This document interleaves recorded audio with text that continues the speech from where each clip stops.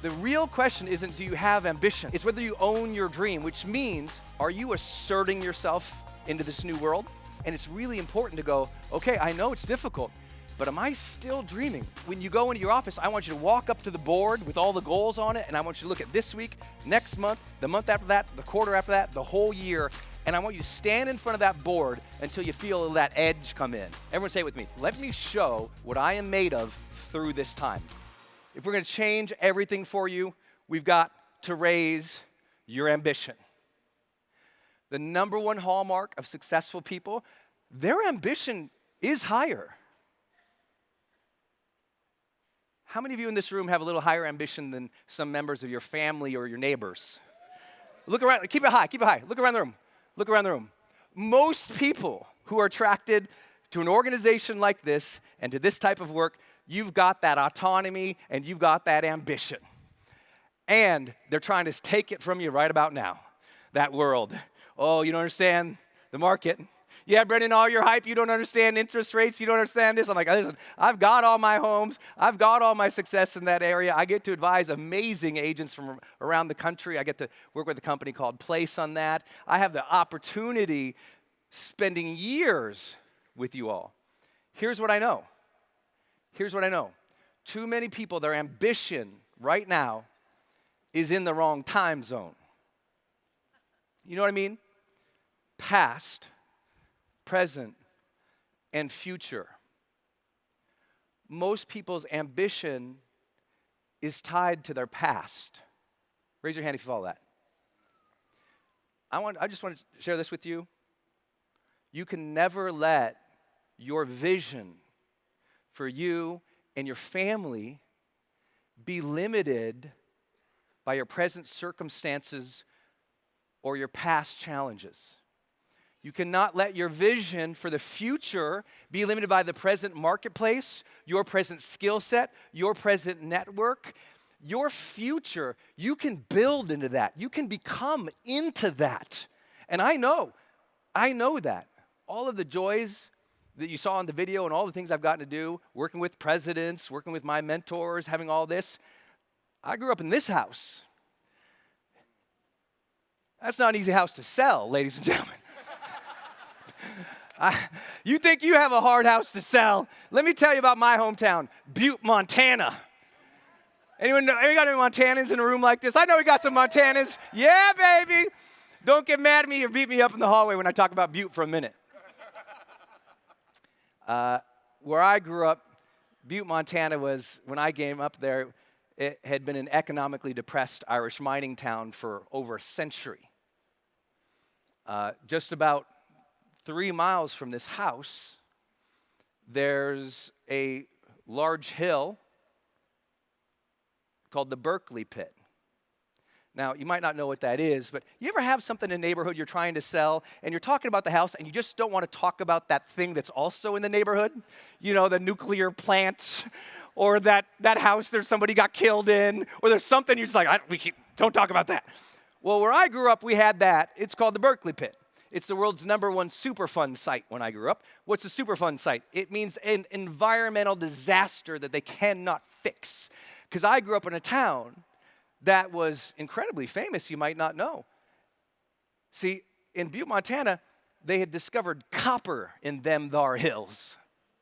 And back in the day, check this out, the first cities around the world to have electricity, you're talking like London, you're talking Paris, you're talking like Philly, you're talking like Chicago, and you're talking Butte, Montana, baby. You might not know it, but a bunch of first millionaires in the entire world were minted there because of mining and copper.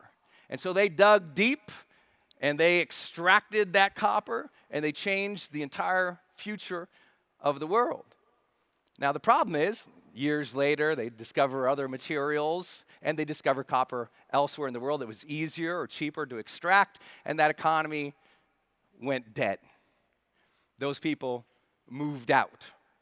And as they left a hole in the hill that's a mile deep and a mile wide of what's basically mining ore. It's like this smelt. It's like this liquid that does not decompose. It's nasty. Birds fly over this, they land on it, and they die. Our hope where I grew up was, please don't let that get in the water table. Maybe it did. I don't know. Could have happened. I don't know. But I grew up there. Why do I share that? Because if my ambition for my life was there, I wouldn't have the blessing of being here with you. Thank you. You know, we grew up in those neighborhoods where there were empty lots all around, but we were young kids. We didn't know empty lots meant blight. We were just like, oh, an empty lot. We can play ball. We can, play and experience. We didn't know. I didn't know I was poor until I went to college. I literally didn't know, because I grew up in towns in Montana where there wasn't two sides of the track. Our towns were so poor, there wasn't a track. So when I went to school, working 3 jobs, and found out that my roommate, who had never had a job, his parents bought him a new car to go to college. His reward to go to college, they gave him a new car. I had never met a person. I was 18 years old. I had never met a person with a new car.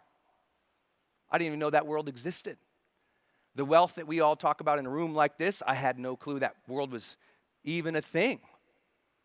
But see, so many of us, our ambitions are tied to how we grew up. Our ambition is, what did I see in my neighborhood? Your vision for your future is what happened to your parents, or your vision for your future is what's happening to the person you're sitting next to your left. Well, I guess she only makes this much, he only makes that much. I guess this is only possible for me. And you might say, well, Brendon, that's not me. We're ambitious agents. You don't understand our market. I go, yeah, but see, ambition isn't about do you have big dreams. The question is whether or not you own your dream. The question is whether or not there is appropriate levels of assertiveness today building the ambitions you want. Let me give you an example. How much of the last 2 weeks did you get to spend on building the future you want, or just managing admin, just managing reality, just surviving with the kids, just going through the motions? One reason people don't get high performance is they're always going through the motions. They're not leveling up in the moment to be present, to be engaged. They're not doing the stuff to fire themselves up. You know, I've been blessed to keynote all the arenas in North America. There's 4 of us in history who've done it. And I remember a long time ago when I said, I want to learn how to talk. I was a bad communicator. Some of you think I might still be, but I'm practicing. And I would lay in bed when I woke up, and I would see and dream and think about, not talking to rooms this big, just like a group of 20 people. And I'd lay there and I'd be sweating with nerves, just talking to 20 people. Anyone else? Like 20 people? You're like, oh my God. I would just like lay in bed sweating, even thinking about it. But I'm like, keep sweating through, man. Keep thinking it. Maybe one day. And so my aspirations had time.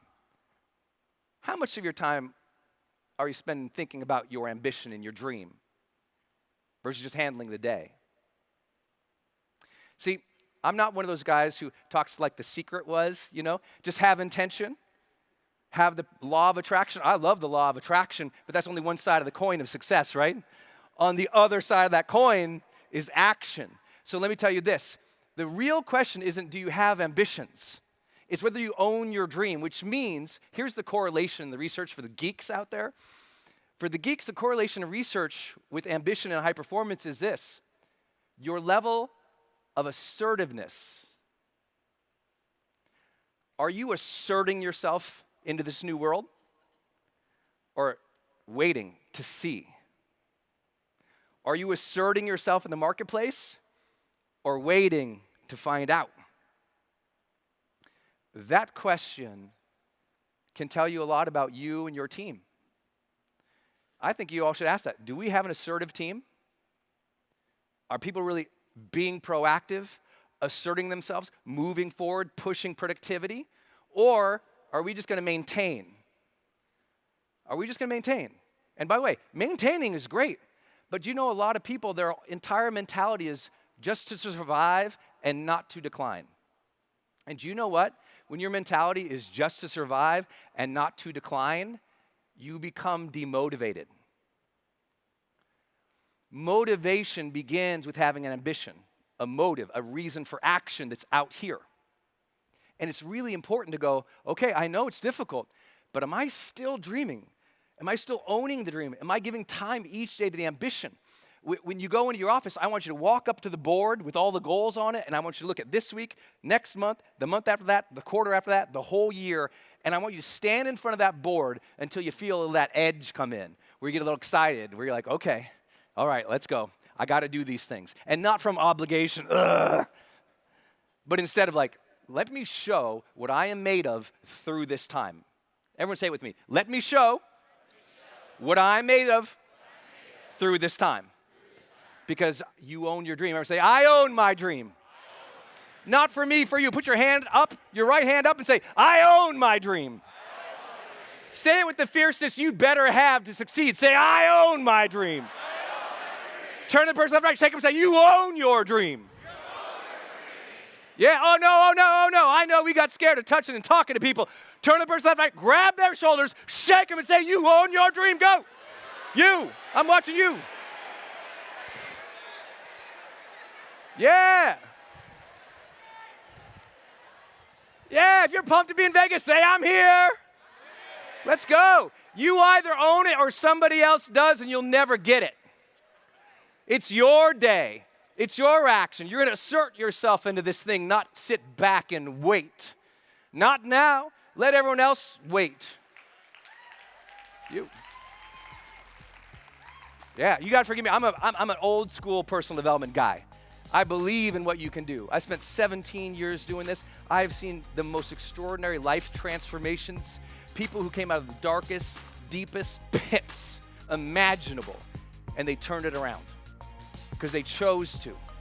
At some point, there was a shift to a decision to live an extraordinary quality of life, not just get by or survive.